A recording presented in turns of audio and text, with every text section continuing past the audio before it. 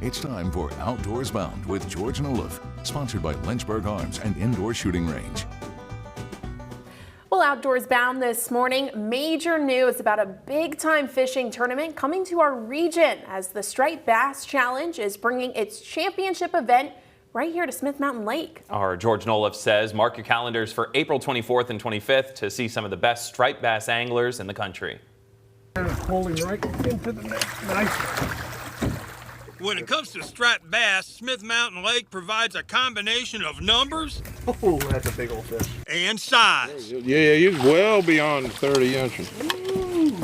And now that fishery's producing more and bigger catches for the region in the form of another big-time fishing tournament that's going to generate a huge economic impact. One of the tournaments we're doing in conjunction, guest hosting for the Striped Bass Challenge for their championship to their tournament series. It's going to be a real exciting weekend. It'll be 25 teams on the championship side, and the open tournament should draw another 25 to 30. So we're probably 50 to 60 teams for that weekend.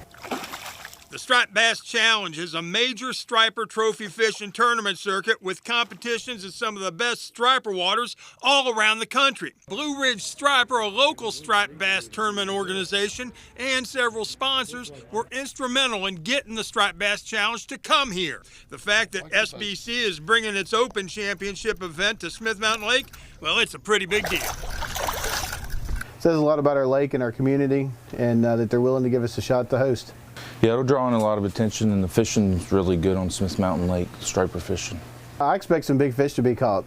These guys are some of the best on the East Coast. I mean, they're fishing from Alabama, Georgia, South Carolina, North Carolina. You know, they're from all over, so they know what they're doing, so I expect to see some big fish. I mean, it's a good fishery. There's some big stripers in there. It feels like it's a little bit easier to, I feel like it's easier to catch stripers there than some other bodies of water.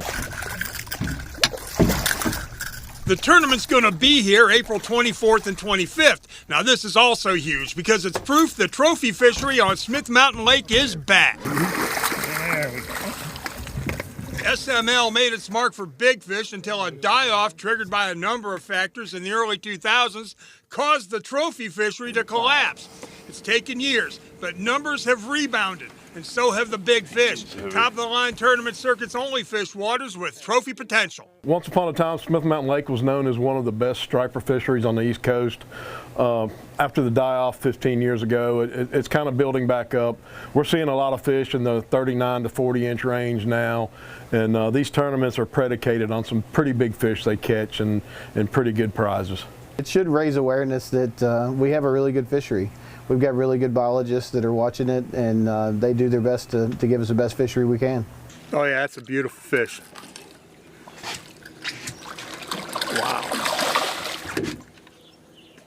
Wow. How y'all doing, folks? In addition to great fish, and all those teams coming to the tournament means money spent at hotels, gas stations, restaurants, stores, you get it. But that's not all. The Striped Bass Challenge has a history of giving back to the communities where it fishes. That means money and donations to area charity organizations and churches. George, I get the feeling you're not done there. It helps out financially there, but it continues to generate revenue for the area. Oh yeah, absolutely. You're talking, you know, the Striped Bass Challenge has a huge social media presence. Folks are going to see the fantastic striper fishing we have here. It's going to become an angling tourism destination.